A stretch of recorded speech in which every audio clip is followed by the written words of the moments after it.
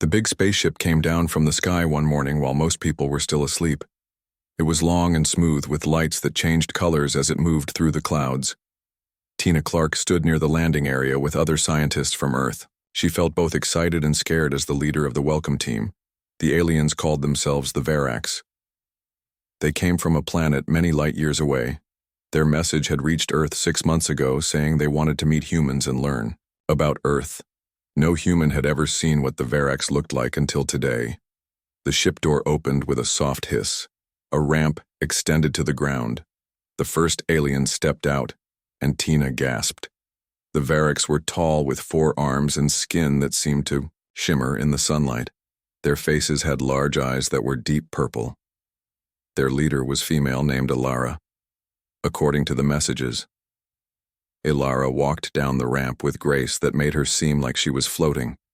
She stood nearly 7 feet tall and wore what looked like armor made of some metal humans had never seen before.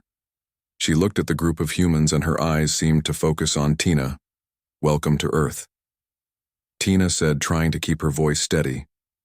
"We are honored by your visit." Alara tilted her head.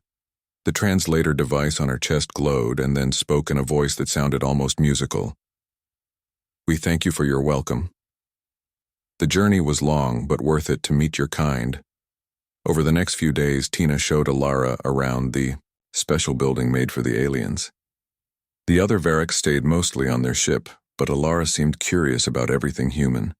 She asked about trees, flowers, and even the taste of water. Tina learned that the Verax were very old as a species. They had been traveling in space for thousands of years. They were all female. The males of their kind had died out long ago from a disease. They now used science to have children. Alara explained that her people were looking for new ideas, new ways of thinking. "Your species is young, but you think in ways we forgot long ago," Alara told Tina one evening as they watched the sunset. "The colors here are different than on my world, but just as beautiful." Tina noticed that Alara always stood very close, to her closer than humans normally would with strangers. When she asked about this, Alara explained that her people showed respect by staying near those they admired. This made Tina feel both proud and nervous. 1 week after the aliens arrived, something strange happened. Tina was working late in her office when the lights went out. She heard footsteps in the dark and reached for her phone to use as a light. Before she could find it, the door opened.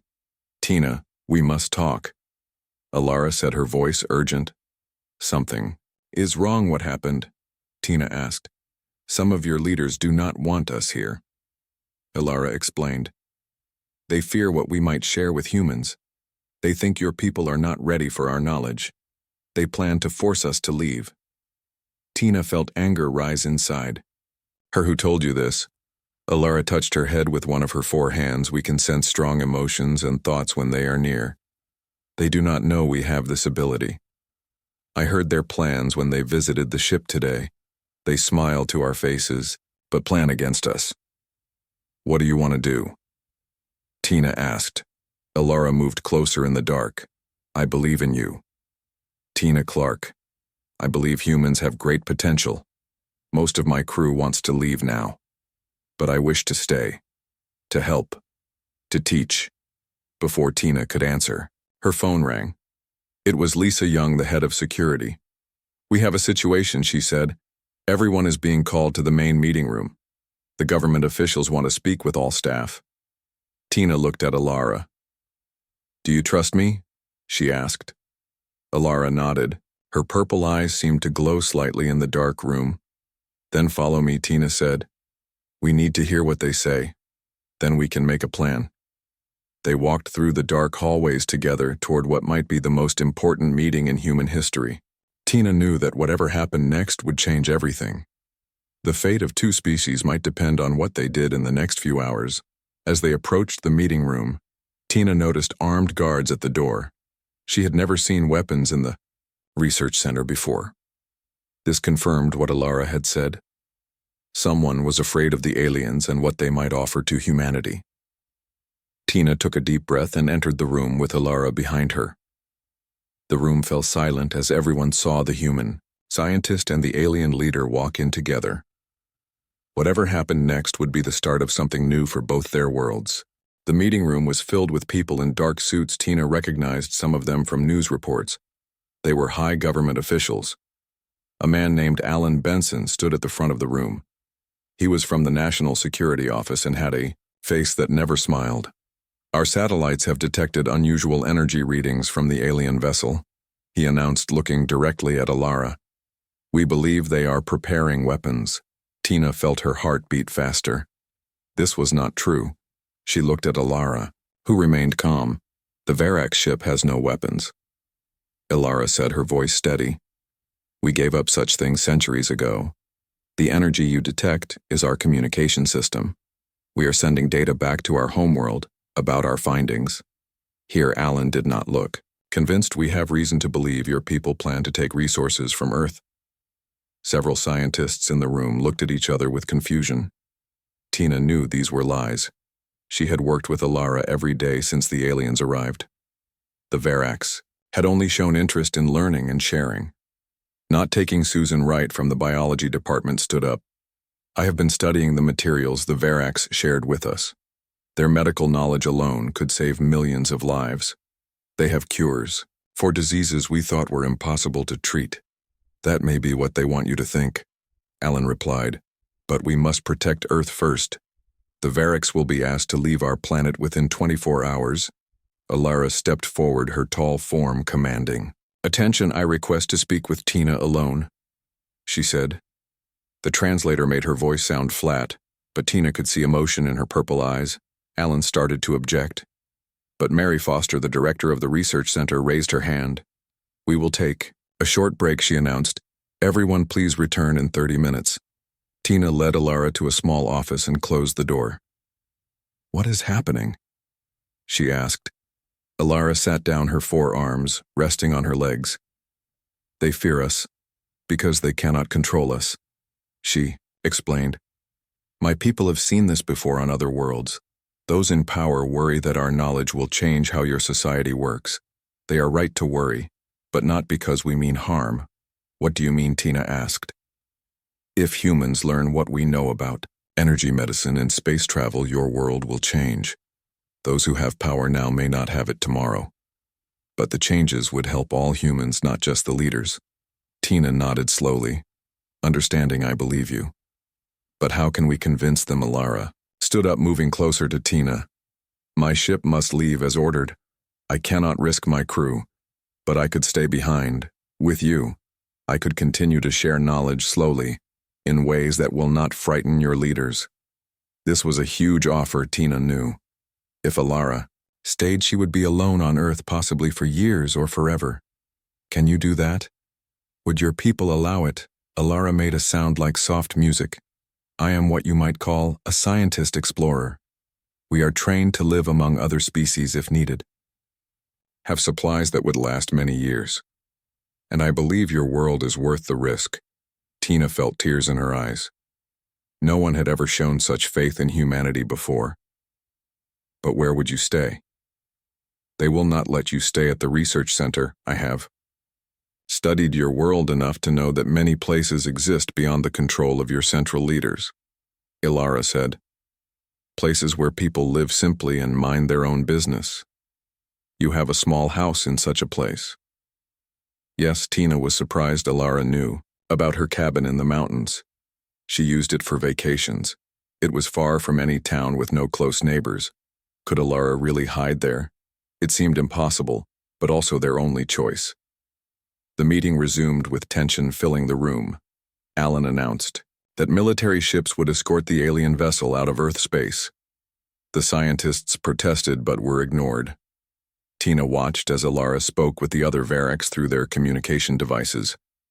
Their faces showed no emotion that humans could read, but Tina sensed they were making plans. That night, Tina packed her car with supplies. She had told Mary she needed time away after the aliens left. Mary understood and approved a month of leave. Tina drove to a meeting point miles from the research center. Her hands shook on the steering wheel as she waited. A soft light appeared in the trees. Alara stepped out of the shadows. She now wore simple human clothes instead of her armor. She had something that looked like a backpack with strange symbols. On it, "You came Ilara said, sounding relieved. Of course, Tina replied. I keep my promises. They drove through the night toward the mountains. Tina explained human things like gas stations and radio music. Ilara watched everything with great interest, asking questions about things humans took for granted.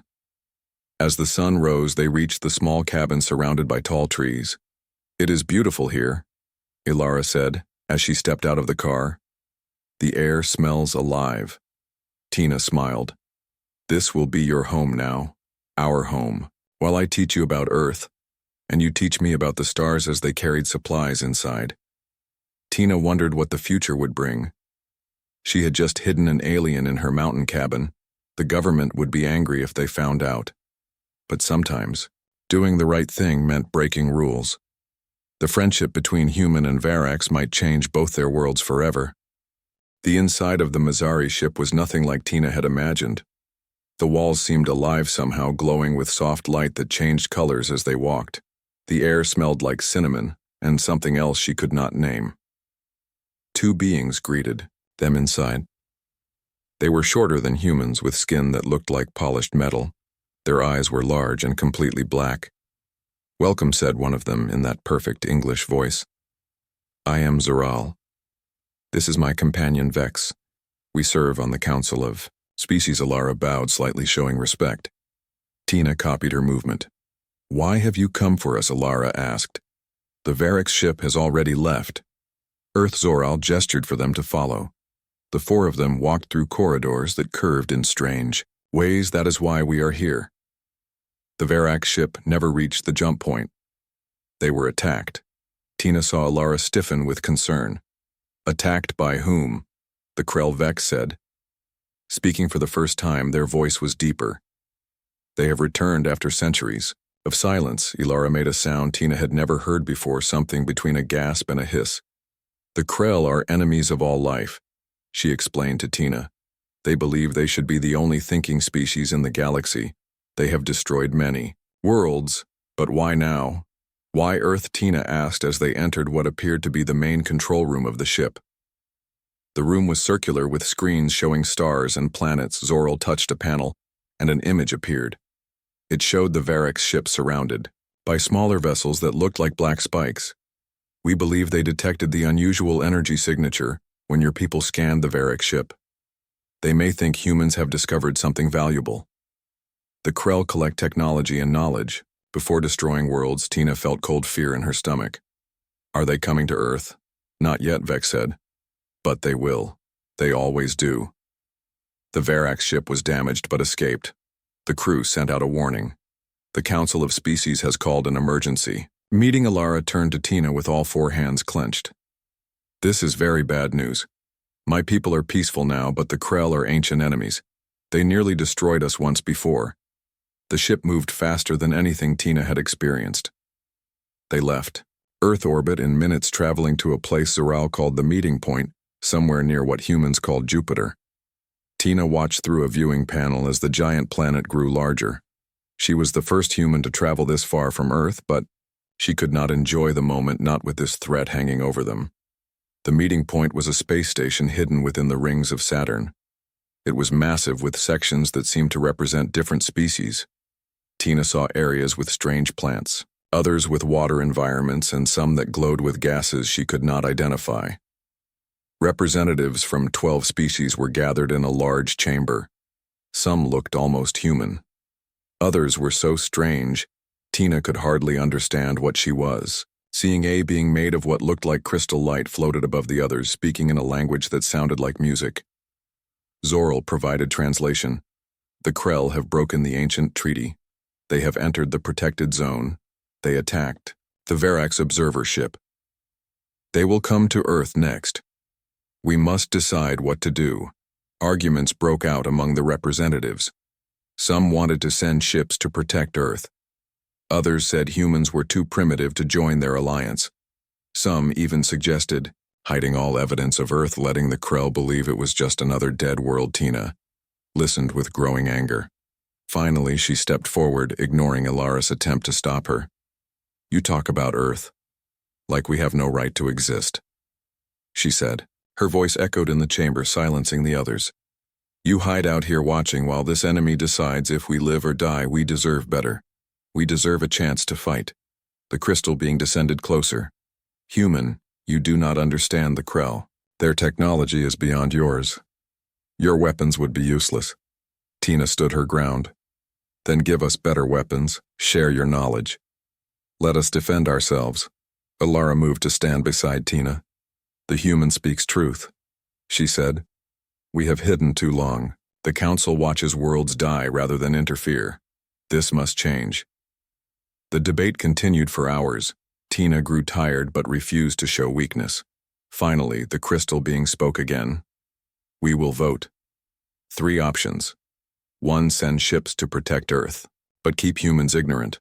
2. Share technology with humans and help them prepare. 3. Do nothing. Tina held her breath as the vote happened. The representatives each activated a light on their stations. Colors glowed around the room. Blue for option 1, green for option 2, red for option 3. Tina counted as many blue as green lights with only 2 red. The crystal being announced the result. A tie between protection and preparation. We must break this tie. All eyes turned to Alara. As the only Varex present her vote would decide Earth's fate. She stood silent for a long moment. Tina could see she was thinking deeply. I vote for preparation. Alara finally said.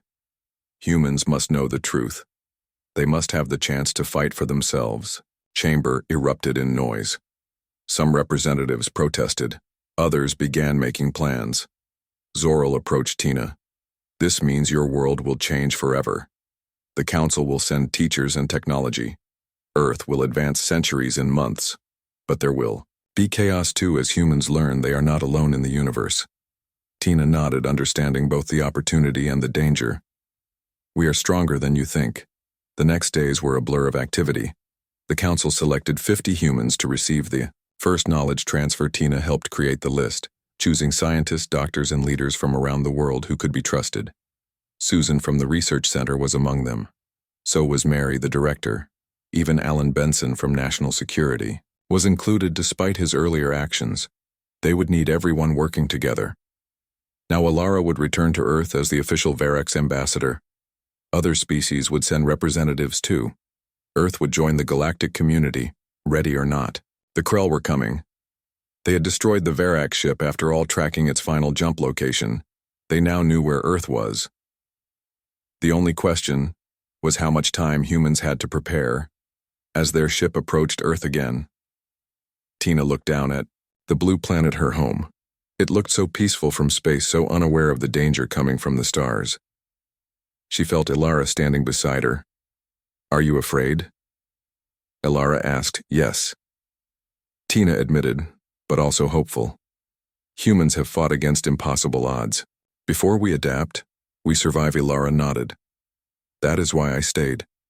That is why I believe your people will surprise the galaxy.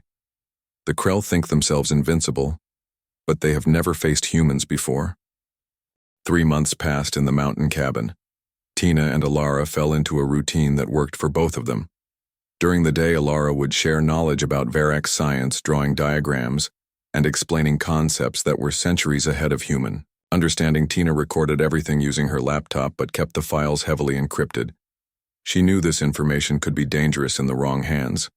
Alara learned human things too. She watched old movies on the small television, fascinated by human stories. She learned to cook simple meals, though Varex taste preferences were very different. She liked sweet things most of all, especially honey and fruit. At night, they would sit on the porch looking up at the stars. Alara would point to different parts of the sky, telling stories about planets she had visited and species she had met. Her people had been exploring space for over 5,000 years.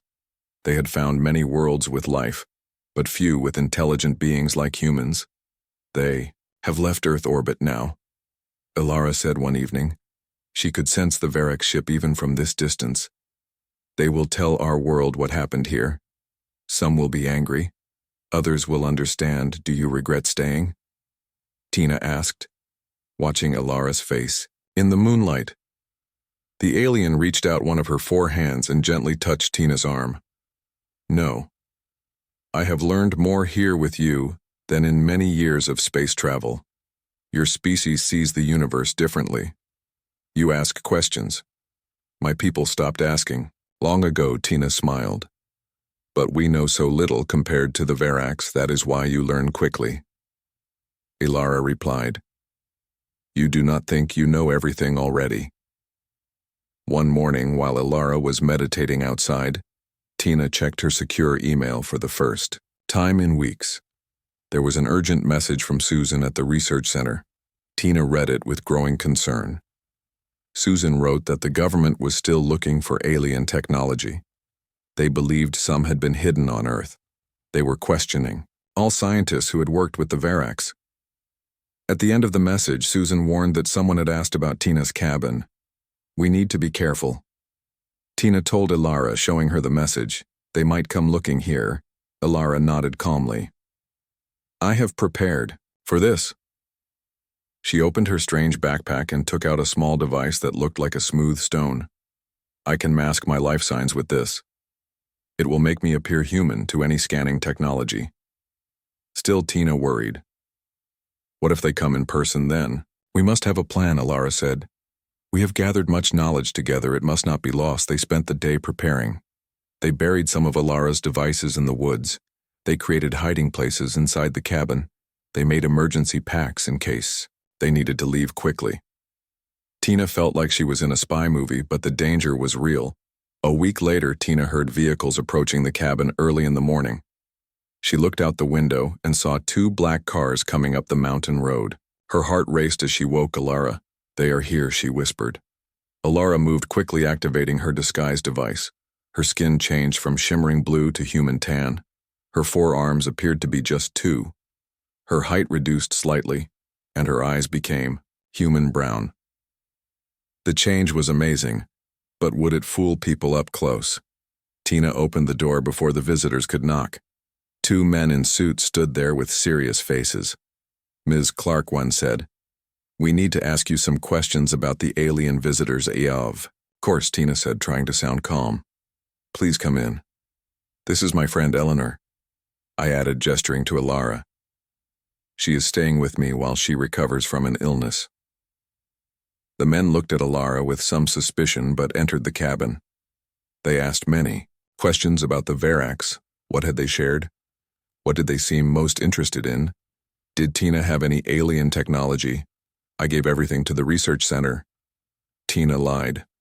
All my notes, all samples, everything. While they talked, Ilara made tea in the kitchen. She moved carefully like a human would. The disguise seemed to be working, but Tina noticed one of the men watching Ilara closely. We have reports that one alien might have remained on Earth, the man said suddenly. Have you heard anything about that? Tina kept her face neutral. No, she replied. Why would one stay behind? The government made it clear they were not welcome. The man shrugged, just following up on all possibilities. After more questions, the men finally left. Tina watched from the window. As their cars disappeared down the mountain road, she let out a long breath. Only then did Ilara deactivate her disguise, changing back to her true form. That was too close, Ilara said. They suspect something. Tina nodded. We cannot stay here much longer. It is not safe. That night they made a new plan. They would travel to a place Tina knew in the desert, far from any towns. There was an old research station abandoned years ago. They could continue their work there until they figured out what to do. Next, as they packed the car, Ilara suddenly stopped moving. Her large purple eyes widened. I sensed something, she said. Something approaching from above. Tina looked up but saw only stars. What is it? A ship, Ilara whispered. Not human, before Tina could ask. More questions, a light appeared in the sky, growing larger. It moved too fast and too silently to be a human aircraft. It stopped above the trees, hovering with only a soft hum. Is it your people? Tina asked, hope and fear mixing in her voice. Ilara closed, her eyes for a moment communicating in that silent way her species used. No, she finally said. It is the Meseri. They are another space species. They sometimes work with the Verax. but I do not know why they are here. The light from the ship grew brighter, illuminating the clearing around the cabin. A voice spoke from the air in perfect English. Ilara of the Verax and Tina Clark of Earth. We bring urgent news. You must come with us.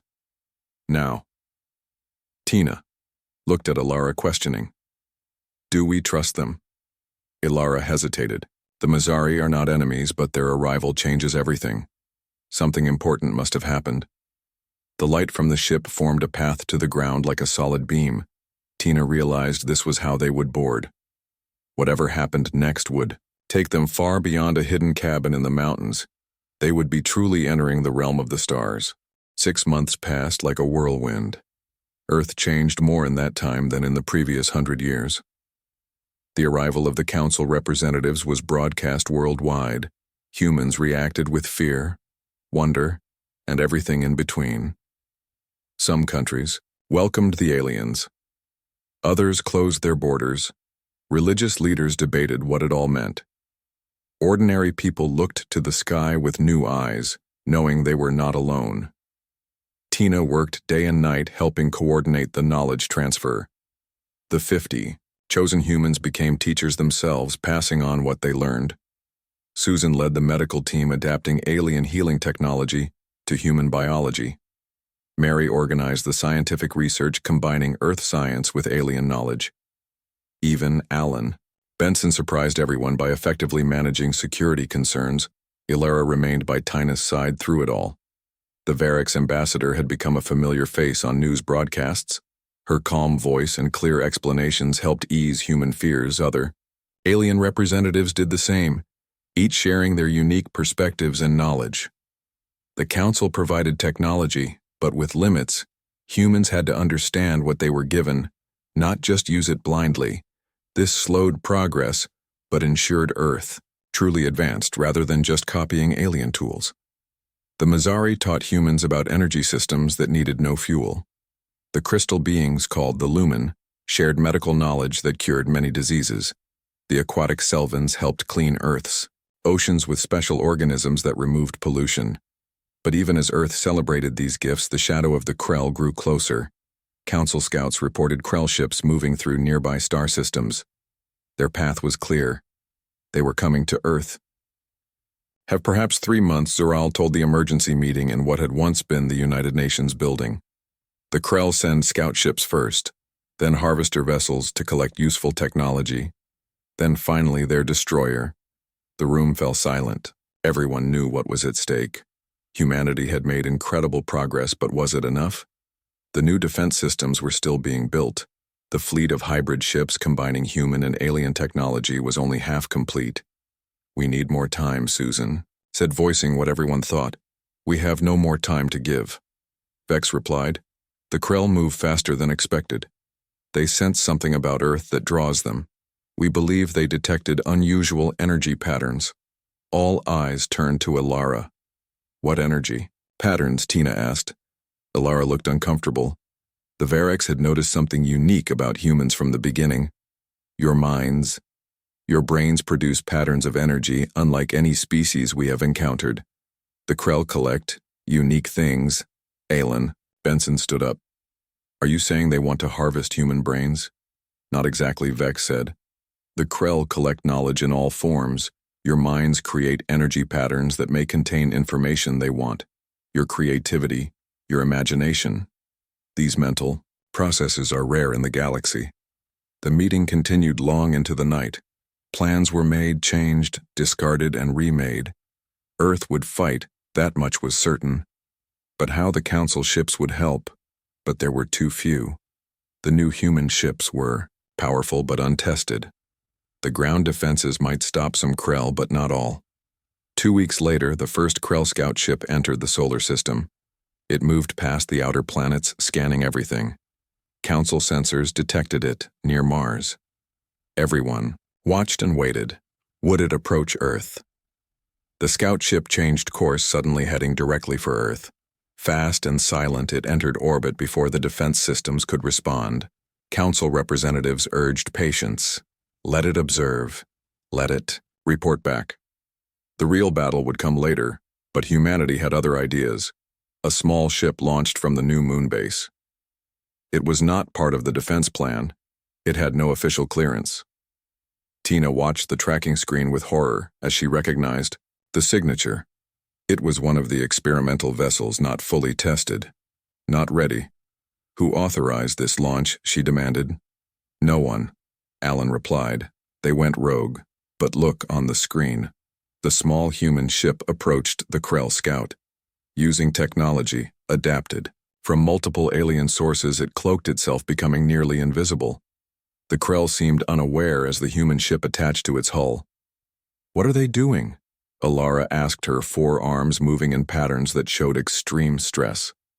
The answer came. Minutes later, the Krell scout ship exploded in a flash of light that briefly outshone the sun. The human ship was gone too, sacrificed in the attack. Silence filled the command center, then chaos. Everyone talking at once, council representatives horrified. By the unauthorized attack, human leaders divided between pride and fear. What had they done? The Krell would now know Earth was ready to fight. They would come in force. 1 month passed in frantic preparation. The destroyed scout ship had bought some time, but at a cost. The Krell now sent a battle group. Not just harvesters. Earth completed its defenses just as the Krell fleet entered the solar system. 30 ships of various sizes. The largest was massive, nearly the size of Earth's moon. The council called for evacuation. Save the chosen humans. Save what knowledge they could. The Krell were too powerful, too numerous. Earth would fall like so many worlds before it. No, Tina said, standing before the council representatives. We stay, we fight, and we have a plan. The plan was dangerous, possibly suicidal. The council representatives watched in disbelief as Tina explained. Humans had studied the Krell ships based on council records. They found a pattern, a weakness. The Krell communicated using a specific energy frequency, the same frequency their ships used to coordinate attacks. What if we could speak to them? Tina suggested. Not with words, but with energy, with the unique patterns human minds created. Alara understood first. Her eyes widened. You want to broadcast human thought patterns on their command frequency? Exactly, Tina said. We overload their systems with something they have never encountered, the chaos and creativity of human minds. It might work, Zoril admitted reluctantly. Or it might do nothing. Either way, we fight. Alan said the new Earth fleet was ready. A mix of human determination and alien technology. 500 ships, smaller than the Krell vessels but faster, more adaptable. Like humans themselves. The battle began at dawn. The Krell approached Earth in formation, their black spike ships blocking out the stars. Earth launched its fleet. Council ships joined them, forming a protective line around the planet. On the ground, humans watched the sky, many praying, some crying, most simply hoping. The Krell struck first energy weapons, firing, destroying 20 Earth ships in seconds. The Earth fleet scattered, then regrouped, attacking from multiple angles. They were following an unusual strategy, hitting, then retreating, drawing the Krell into complex patterns. The Council ships provided support. But the humans led the attack in orbit around Earth. A special station activated broadcasting on all Krell frequencies. It sent the combined mental patterns of 1,000 human volunteers, artists, musicians, scientists, children, dreamers, all thinking, all creating, all imagining at once. Their brain patterns converted to energy and aimed at the Krell. Fleet at first. Nothing seemed to happen. The battle continued. The Earth was losing ships faster than the Krell. Then something changed.